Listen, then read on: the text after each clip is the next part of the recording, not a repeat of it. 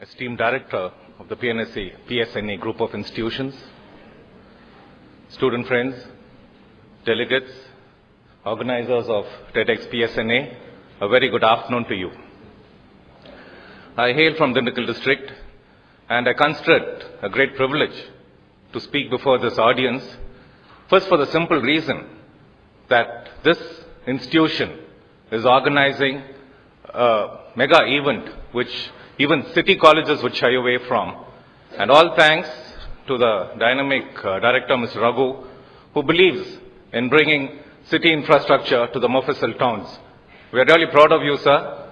And before I start on my speech on entrepreneurship, it's going to be a very informal talk for the simple reason I have concentrated my entrepreneurial activity to the farming sector. And I'm sure that many students, many young boys and girls here come from the farming sector.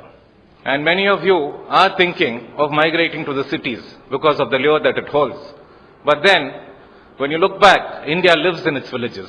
And we need bright youngsters like you to come back to the villages and to make a transformation of the lives of the farmers.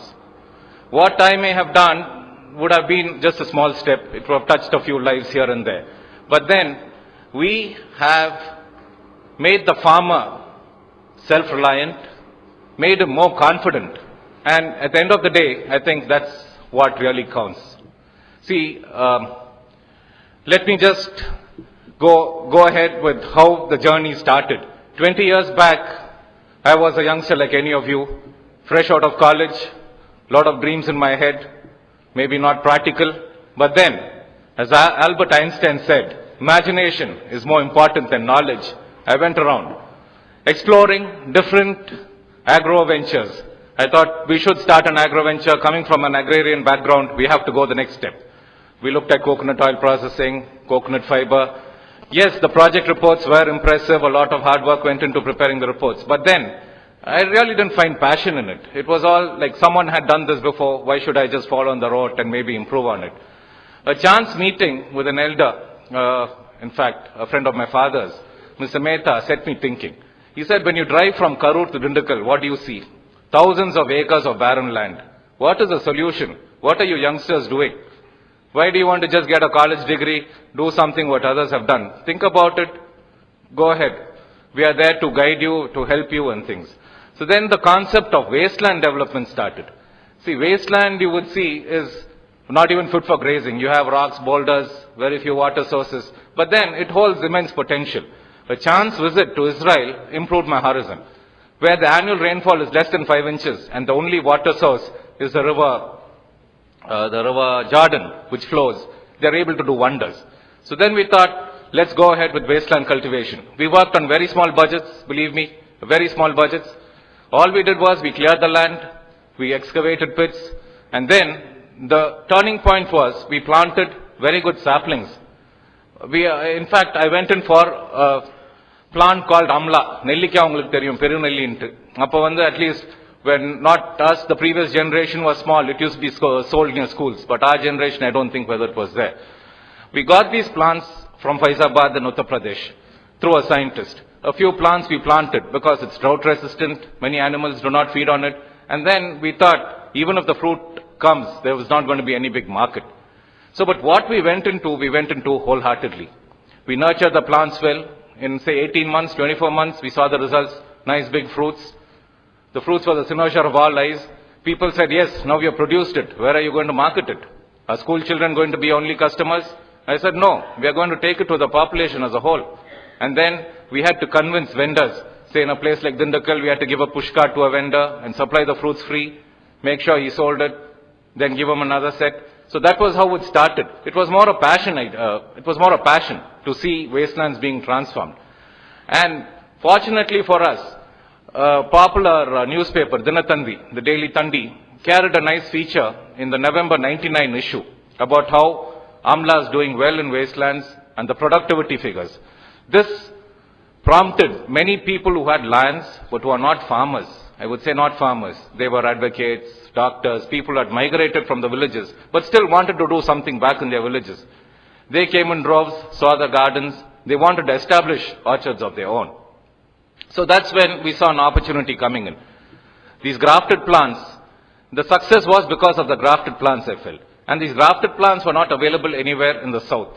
If we had to go to the north, the technology adopted was very outdated. They would plant the rootstock in the field, and then you would have to do the grafting, and then you would have to take the plant and do it. It was really cumbersome. So that's when we approached the scientists of the Tamil Nadu Agriculture University. They came to our rescue, came with a very good technology. They did the softwood grafting in Amla. Thanks to the scientists, that technology is now accepted throughout the world for propagation. And these scientists did not claim any credit, they did not present any papers. It was just a way of them helping the Indian farmer. And this, we took it in a large scale, we commercialized it, a lot of people saw us, they too did it. And then that set the trend for the Amla revolution. From 0 acres in 1990-91, today I can proudly say, in the 4 states of South India, Kerala may be very small, very negligible, but Karnataka, Andhra Pradesh and Tamil Nadu, it's over 22,000 acres. And this 22,000 acres is not just statistics. I'm not talking about statistics. The productivity is very high. The farmers are able to see money. And then, what are they producing? They are not producing an intoxicating crop or anything which is harmful to the human body. They're producing something which is really healthy. எல்லாருக்கும் தெரியும் நெல்லிக்கனியின் கதை அவையாருக்கு அதியமான் கொடுத்தது. So that is going back to mythology, that's what it is. And where we stepped in as where I would say as an entrepreneur or a group of us stepped in, we formed an association. First it was the Fruit Growers Association of Tamil Nadu. This was basically to mobilize the farmers into a group rather than any corporate venture. As my friend before me said, the social responsibility came in. So we formed a venture, we involved all the farmers, we gave them training, we got scientists, we got extension workers, training on proper growing, cultivation practices, harvesting practices, and more important, marketing. See, there was a zero market for Amla. I can proudly say there was a zero market. But then, the association worked to develop the market. Today you see a place like Ottanjatram handles around 40 tons a day. A place like Shengote, Madurai, so many market centers. How did we do it? We did not go into the market. We got hold of a few traders, we spoke to them, educated them on the nuances of marketing, and then set the ball rolling. It started small, but today that again is a very big industry. Because without marketing, no farm produce can survive. So this was the second step that we did.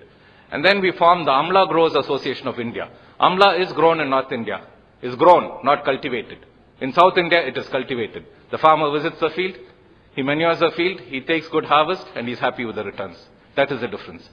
So we formed the Amla Growers Association of India. We got a lot of support from the central government to promote the cultivation as well as, they said, the value addition. We wanted to go to the next step. Because what was happening was the farmers' produce was coming into the market. The traders were trying to beat it down. There was no intermediary to push the market up. Unless processing comes in, no farm produce will have a good price. So that is when we got the support of the government. We tried setting up a few centers. A few of us went into processing. We had to develop the technology because there was no technology for the processing of Amla. So this was another venture which came in. You may call it forward integration. It was, I would say, private entrepreneurship combined with the growth of the entire industry, the farmers who are behind us. And today we can proudly say that there is no suicide cases among Amla farmers. Farmers are happy with the produce. And you can say Amla has been wealthy for the farmer, healthy for the nation. Today the third step, when you look at it, processing has opened up various vistas for growth. My small example, I will tell you, we started very small with one product. We started something called Amla juice, 100% juice extracted from Amla. And initially we did have our hiccups. We had our hiccups with licensing, we had our hiccups with marketing. Yes, but I can say that every step, every day has been a learning curve. We have learned from everybody. And today we know that our produce is good, there's a lot of demand for it, and people today are looking for healthy alternatives. So the future has really opened up. Looking at me, a couple more have opened up processing units. They are all doing well. And on the whole, you look at it, it has been a vibrant rural sector growth, right from growing till processing. So I think You youngsters are here sitting with a lot of potential. You all should explore such possibilities. Rather than saying, oh, a 9-to-5 job would be better, I would be assured of things. Yes, all that is fine. But at the end of the day, what have you achieved? Say when 20 years later, when you're sitting before an audience, what would you say? Have you followed your passion? Have you followed your dreams? I think that is more important today. Because at one point of time, India definitely lives in its villages, and we have to see the transformation. I had the good fortune of listening to a former president of India, Dr. Abdul Kalam, who gave an address at a convocation in Kodaikanal for the Mother Teresa Women's University. He said the first thing is providing urban facilities in rural areas. That will stop the rural migration. So here you all have a lot of potential. There is so much of potential in rural areas. I think you all should capitalize on that, should work on it.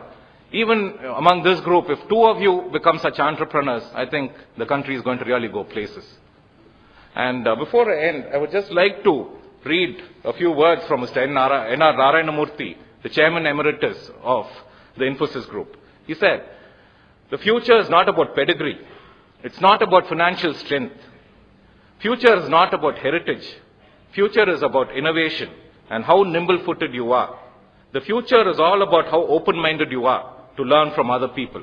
I think this holds true. Youngsters, you all have the future all before you. I wish you well.